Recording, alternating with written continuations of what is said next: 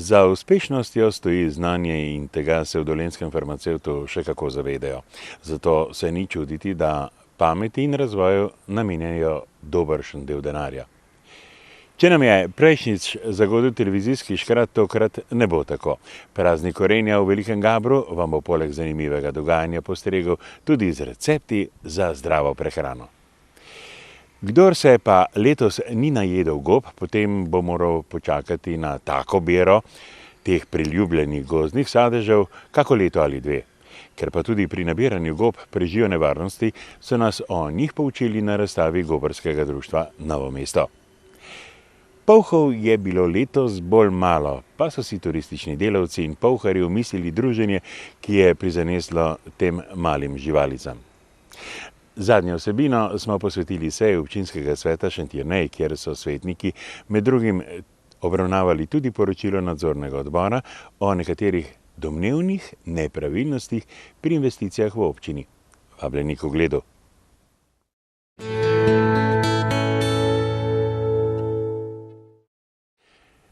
V novomeški Krki se vseskozi zavedajo, da so ustvarjalni strokovni kadri ključ za uresničevanje poslovnih načrtov. Zato s Krkinimi nagradami za dodiplomska in podiplomska raziskovalna dela, ki so jih letos podelili že 42-tič, spodbujajo mlade raziskovalce k ustvarjalnosti, raziskovanju in razvoju. Predsednik uprave in generalni direktor Krke ter predsednik častnega odbora Krkinih nagrad Jože Colarič in direktor razvoja in raziskav ter predsednik sveta sklada Krkinih nagrad Aleš Rotar sta podelila nagrade 30 mladim raziskovalcem. Osnovni cilj sklada Krkinih nagrad, ustanovljenega leta 1971, je sodelovanje raziskovalnih in izobraževalnih ustanov s podjetjem, saj je le tako zagotovljen pretok znanja. Naš namen je nagraditi mlade, zagnane raziskovalce, ki so pripravljeni stopiti na to pot odkrivanja novega, na drugi strani pa nagraditi tudi posebej tiste naloge, ki so blizu našim potrebam v prihodnosti. Med vsemi nagrajenci je kar 18 doktorjev znanosti. Ne gre samo za to, da ima nekdo briljantno idejo, gre za to, da jo je treba speljati do konca, treba jo je speljati na način, da na eni strani upoštevamo modrosti, ki so bile že odkrite, na drugi strani pa dodamo nekaj svojega, nekaj posebnega, s čimer bomo zadostili potrebam trga. Letos so podelili 25 Krkinih nagrad študentom do in podiplomskega študija, medtem ko so 9 srednjošolcem 5 Krkinih nagrad za njihove skupinske projekte podelili septembra na posebni prireditvi. Tudi tokrat pa so izročili 5 Krkinih nagrad za posebne dosežke na področju raziskovalnega dela. Ja, mislim, da zaradi tega, ker moja naloga je zelo uporabna, torej zelo aplikativna v farmacevtski industriji, torej predvsem v Krki, in mislim, da je bil to eden glavnih razlogov, zakaj sem tukaj in zakaj sem med dobitniki 5 najbolj prestižnih Krkinih nagrad. Bil sem že na leta 2006 Krkin nagrajenec za raziskovalno delo, to je moja druga Krkina nagrada. Mi pa pomeni neko potrditev dobrega dela za nazaj, ne samo mojega, tudi dela celotne skupine sodelavcev in obvezo, da bomo na tej poti, ki izgleda prava, nadaljevati tudi v prihodnje. Prvo leto po faksu sem prejel Krkino nagrado za dodiplomsko nalogo, mi je veliko pomenila in sedaj toliko let nazaj se vračam spet z doktorsko nalogo. Moram reči, da niti na loteriji še nisem nobenega manjšega zadetka dobil, tako da to je za mene velika čast, veliko veselje in tako tudi neka zmaga nad konkurenco. Je bilo veliko prijav, tako da če nekdo, ki je izbran za to čast, tudi nekaj pomeni. To priznanje mi pomeni zelo veliko, podelila mi je v bistvu firma, v kateri sem tudi sam zaposlen in sem vesel, da lastna firma ceni moje dosežke in moje delo. Nagrajence odlikuje inovativen pristop k nalogi. Da se neke zapletene stvari povejo na bolj enostaven način, nekoliko drugače, tako da je to jasno širši javnosti. Tudi po mojem mnenju bi to mogel vsak znanstvenik znati, ker samo tako ima od njegovega dela korist tudi širša družba.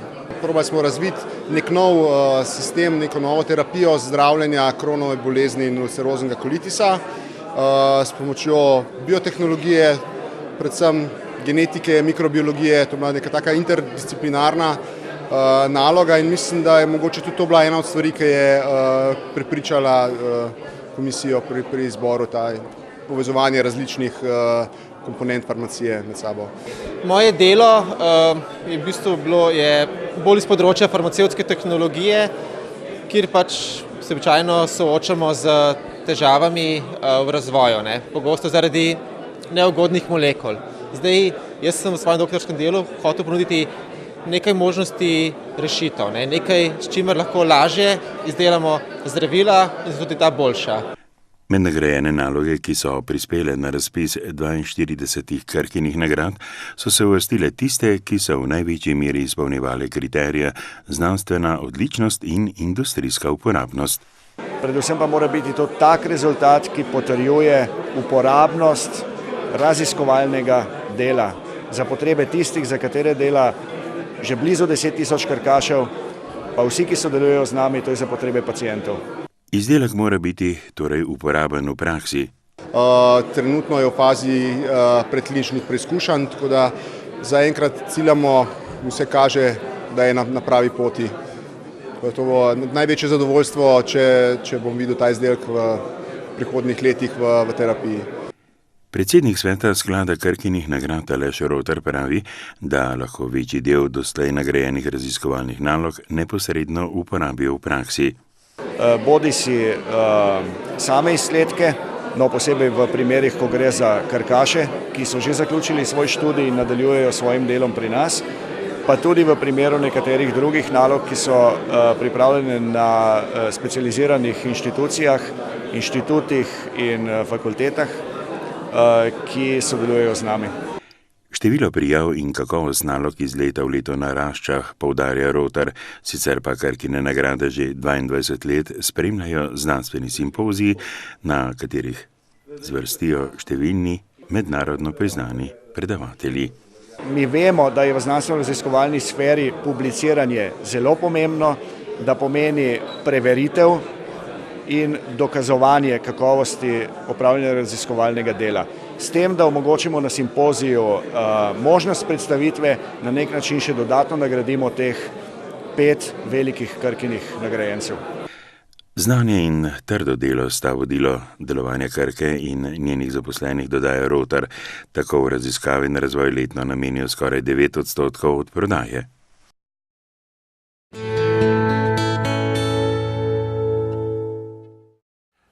V Veliki Gabru so se odločili, da bodo na nekoliko drugačen in svojstven način promovirali lani postavljeno rastočo knjigo Veliki Gaber z okolico. Projekt so namreč nadgradili z dvodnevnim praznikom korenja, ki združuje tradicijo pridelave vrtnin s sodobnimi strokovnimi znanji. Vse skupaj se je začelo z zamislijo članov društva upokojencev iz Velikega Gabra, da najprej uredijo knjižnico Ivana Zorca, nato pa še rastočo knjigo. In seveda sporočilo rastoče knjige je pravzaprav, da vso akumulirano znanje se tudi nekje udejani in mi smo ga na ta način, se pravi s temle korenjem, s festivalom korenja, se pravi, da se znanje z področja vrtnin, pridobivanja vrtnin dejansko tudi v praksi pokaže in uporablja. Rastoča knjiga propagira branje in izobraževanje, a rezultat mora biti nek izdelek ali storitev, pravi idejni oče projekta. In tudi zamišljeno je od vsega začetka bilo, da je ekonomija, da je gospodarstvo tudi prisotno pri rastoči knjigi. In tako se je pojavila ta ideja, vidite, da bomo in moramo v Velikem Gabru imeti korenček, najboljši korenček v Sloveniji in v Srednji Evropi celo. To je naša vizija. In zakaj bi mi uvažali vrtnine ali pa korenček iz Avstrije, Madžarske, Italije, iz tujine, ko je ta korenček slab, mi pa imamo tukaj še veliko zemlje in to je smisel tega. V Velikem Gabru in okolici so včasih korenje pridelovali predvsem za živali. Jaz se še spomnim kot otrok, ker sem domorodka tukaj, da je bil koren, se je sadil v začetku od junija, pa se je sadil po ječmenu, pa so rekli biloški koren in je bil koren nekaj kvalitetnega. Prejšnja leta mislim, da to ni bila neka poglavitna dejavnost, letos se je pa že javilo 9 pridelovalcev, pač poizkusno Zdaj bomo pa začeli smo s tem praznikom, letos je bila prioriteta, da zaživi tole, naprej bomo pa širili pa tudi v pridelavo in predelavo korenja. Pri nas v Velikem Gabru strmimo proti zdravemu, bio, ekološkemu pridelanemu korenju. Korenje ima bogato tradicijo, zametki, kot lahko zasledimo korenja, naj bi koreno gojili že v mladi kameni dobi, če lahko tako rečem. Tako so se v sklopu praznovanja korena v Povorki predstavila vsa društva, ki delujejo v tamkajšnji krajevni skupnosti. Svoje dejavnosti so predstavili tudi na stojnicah. Vse pa se je seveda vrtelo okoli korenja. Danes, kot na korenčkov dan, sem se pač odločila, da bom poleg ostalih ponudb tinkur in žavbic in vsega ostalega ponudila še korenčkov liker. Delajo sok, predvsem sok, ne, in ga tudi uživajo, tudi surov ga predvsem uživajo, samo res na žalost je leto zelo slaba letna s korenjem povsod, ne. To je ta suša, ne, in ta prvi, ki smo ga prvič usijali, je še kakor toliko, ta drugi pa je komaj ven prišel in zdaj le še zelo draven, ne, tako da letos je slabo. Korenček je eno najbolj zdravilnih zelišč danes in dobiti biokoren, tako kot ga pač pridelujejo naši današnji pridelovalci, je že malo težje, a ne? Šola je pa, mislim, da pretežno v okviru podaljšanega bivanja pripravlja najrazličnejše izdelke v obliki korenčka, če ne že v obliki potem pa v barvah, najrazličnejše stvari od domačih do iz odpadnega materijala in potem si lahko vsak posameznik izbere tisto, kar mu najbolj paše. Jedi iz korenja je bilo možno poizkusiti, ljudje pa so se pogovarjali tudi o tem, kje vse uporabljajo to vrtnino. Ja, korenčkovo juho smo tudi mi naredili, ampak jo nismo potlej. Drugače pa mafini. Pač korenček se da noter, ne. To ni nič posebenega. Je pa zelo dobro, res. Enkrat sem piškote korenčkove, no. Pa s pirino moko, vse to, kar sem jaz probala do zdaj, no. Druge stvari pa tako, obično, no. V juhe dam, obare, te stvari, ne. Nimam jaz recepta, jaz sem bolj tiska, da gostira. Sem zelo taka, bi rekla, prijazna uporabnica korenja. Korenček, ja, zelo rad. Srov ga v solati, kuham ga v goveji župci v nedeljo, ne sme manjkati. Posebej pri srcu iz korenčka, korenčkova pogača. In tudi to vam moram povedati, da od 4. leta tudi sam proizvajam. Mama me je dala namreč en majčken vrtiček in tako sem se že takrat spoznal, kako se korenček seje, kako se ga obdeluje. In vidite, to bi bilo tudi dobro našim mladim dati, da brez nič ni nič, treba se je pomatrati. Ob tej priložnosti so s pobiranjem stav za težo najkorena, ki je seveda zrasel na eni izmed dni v Velikem Gabru, zbirali denar za šolski sklad tamkajšnje osnovne šole. Osebno mi veve, koliko je težak, ne? Sam ne smeva izdati, lej. Tako da ne bo pač presenečenje z vsega. Ves denar, ki se zbira in gre v šolski sklad, se porabi v dobro otrok, torej bodi si za razna pripomočka, igrala, torej da je učenje otrok še nadstandardno obogateno. Sicer pa so v okviru praznika korenja izpeljali tudi prvi korenčkov kolesarski maraton in namenu predali novo krajevno balinišče.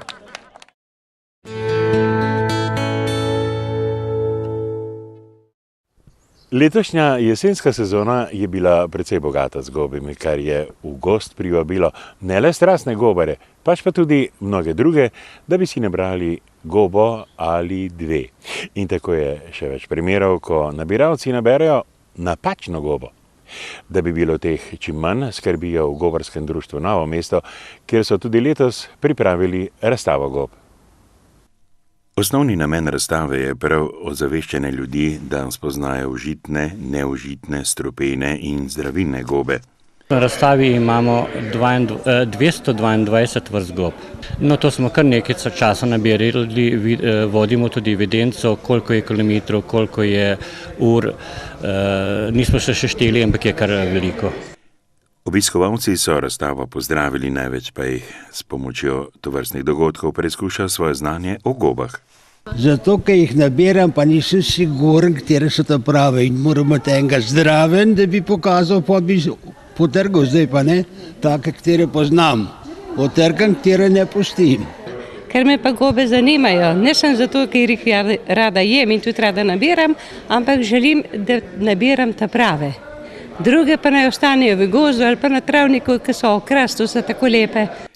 Če se nam slučajno pripeti, da zaužijemo strupeno gobo, moramo takoj iti v bolnico oziroma zdravniku. Najboljše pa je, če imamo še nepripravljene gobe ali pa celo, če smo bruhali, da to prinesemo s sabo, da takoj ugotovijo, katera goba je strupena in kakšen je protistrup.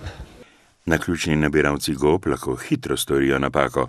No, zamenjujejo recimo rdečelistko, pa sivko, pa recimo dežnik, pa dežniček, ki je strupeni. No, je še kar nekaj vrst, ki so, ampak pravi gobar, če kolikor toliko pozna gobe, ne mora zamenjati. Moraš pa res poznati, recimo, ne, da ljudje kot danes. Najbolj me moti pa zdaj letos je taka močna gobarska bera, zdaj ne, ko ljudje, glih tam ne primer, recimo, debelonožka, ne, oddelec gleda ko jurček, pride pa zraven, ne sam tizga, še druge vse tisto rastišče raztovčejo. Pa gre s tem palcem, najde jurčka pod listom, sigurno jih je še tam 5 takih. Pa ti gre brskati recimo za tega noter, ker ni vse od 5 komadov nimaš eno žlico. Namesto da to pustijo, rastišče, da tam je celi ne uniči, ne. Letos je bilo tega res veliko, pove Marold. Če nabiralec gob ne pozna, jih vzame le toliko, da se doma v knjigi ali na ponedeljkovem gobarskem večeru pozanima, katero je nabral. Determinatorji mu bodo to z veseljem razložili. Seveda, videz je najpomembnejši, to se pravi, moramo pogledati klobuk, pogledati pod klobuk, ali so lističi, ali so cevke, ali so iglice spodaj, potem je pomemben bet. Značilnosti na betu so, ali ima venček, ali ima gomolj. Vse te stvari treba pogledati. Barva klobuka, oblika klobuka. A splošnih značilnosti, po katerih bi prepoznali gobo, ali je strupena ali ne, ni. Treba je vsako poznati. In biti prepričan v njo, da jo poznam, da jo vzamem s seboj v košaro. Če je ne poznam, je boljše, da jo ne vzamem s seboj, ker je preveč nevarno, da bi se lahko zastrupil z njo. No, ljudje se najbolj zanimajo seveda za gobe, ki so zanimive za kuhinjo, za pripravo jedi, značilnosti posameznih vrst gob, kako jih prepoznati, možne zamenjave gob. V kulinariki so sicer najbolj priljubljene. No, gotovo vodi goban, to se pravi jurček, poletni, jesenski, borogoban. Potem so tule karžni, ki so sicer prepovedane gobe, to se pravi, so na seznamu gljiv, ki se ne bi smele nabirati. Potem so tle kot zelo pogosta goba, ki jih je dosti v naših gozdovih, to so golubice. Letošnja sezona je bila ena rekordnih. Jaz mislim, da ker je bila šuša in ko je prišla prva moča, je vse porinilo ven iz zemlje. Čeprav mislim, da je tudi Fukushima malo prispevala v Kaliforniji, pravijo, da so ugotovili radioaktivnost in mislim, da tudi tukaj so jurčki, ki so 2 kilograma, imamo prašnico zadaj, ki je kilogramska. Mislim, da je tudi radiacija pripomogla malenkost k temu. Gobe je treba zato pa tudi sicer uživati v zmernih količinah in če smo jih nabrali veliko, ni najbolj pametno, da vse pojemo sami, pravi Kočjaš. Dajmo jih zmerno jesti, pa še prijateljem, ki niso nabrali, jih dajmo. Seveda, to je v zmernih količinah, kajti za gobe pravimo, da so začimba, ne pa hrana. Gobe naj uživamo čez dan, ne zvečer. Predvsem pa naj ne bi gobe jedli otroci in starejši bolni ljudje.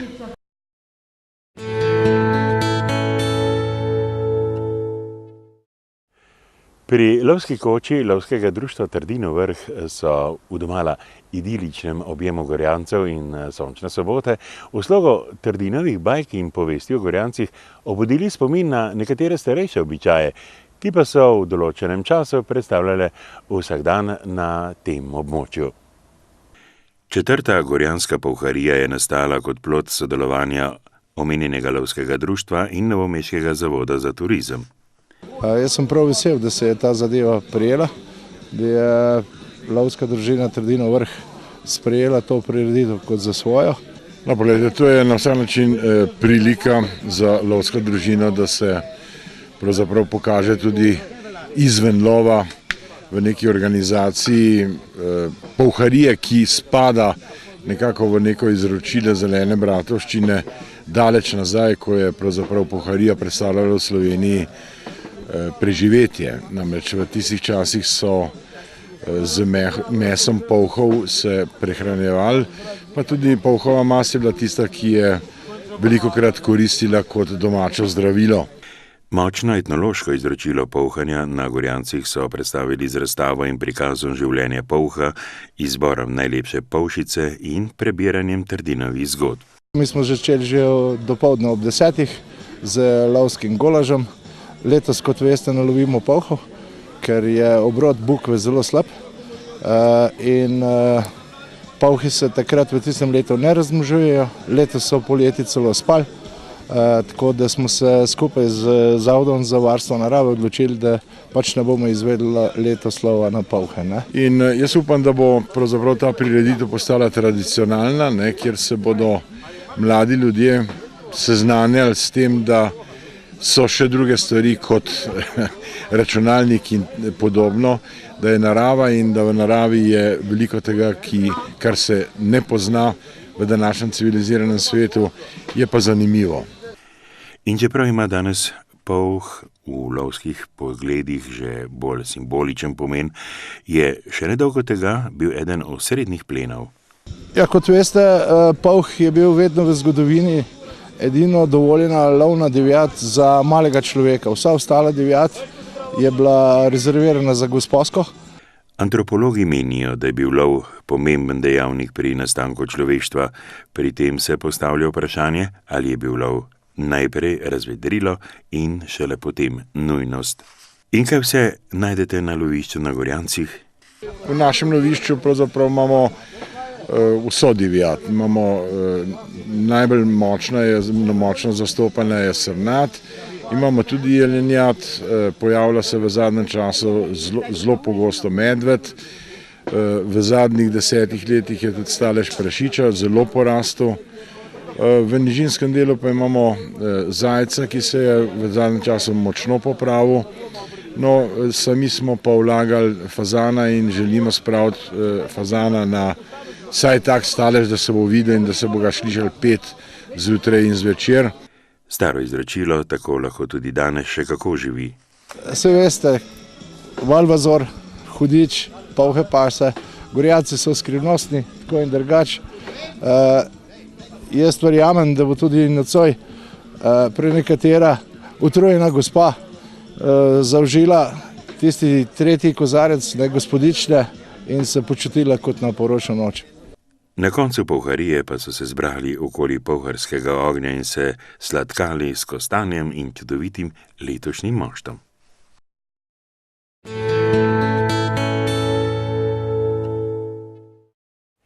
Na prvi seji Šentjernejskega občinskega sveta po poletnem odmoru so se svetniki med drugim seznanili 4 dokončanimi poročili nadzornega odbora.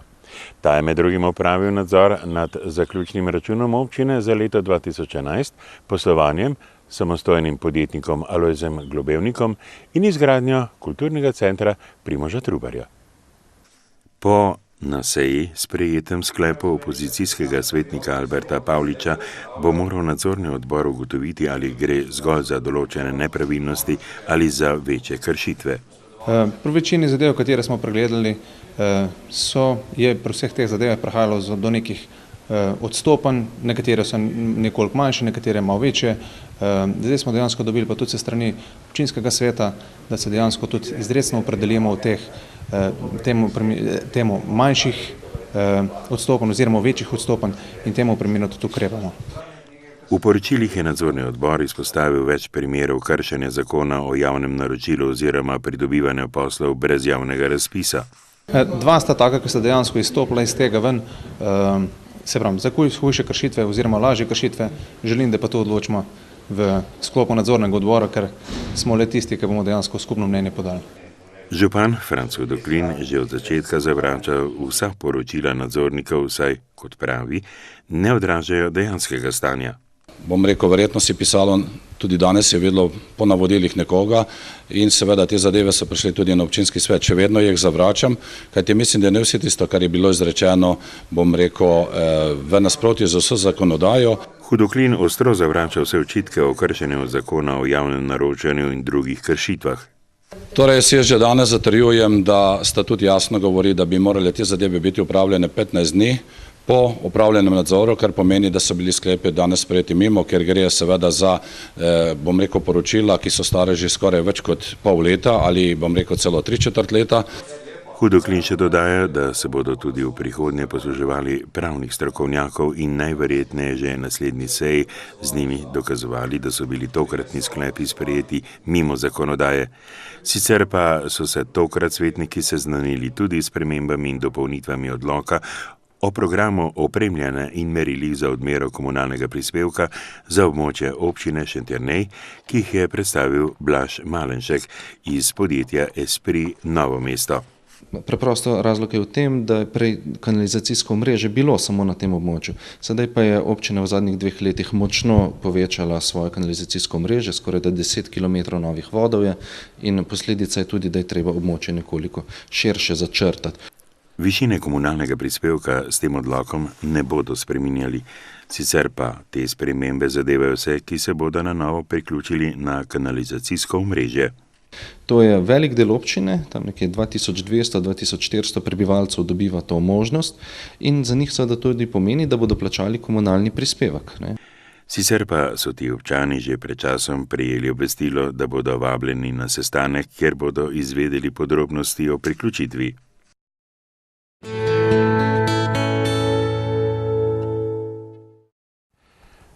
Cenjeni gledalke in gledalci, lepa hvala tudi tokrat za vašo pozornost in seveda nasvidenje čez 14 dni.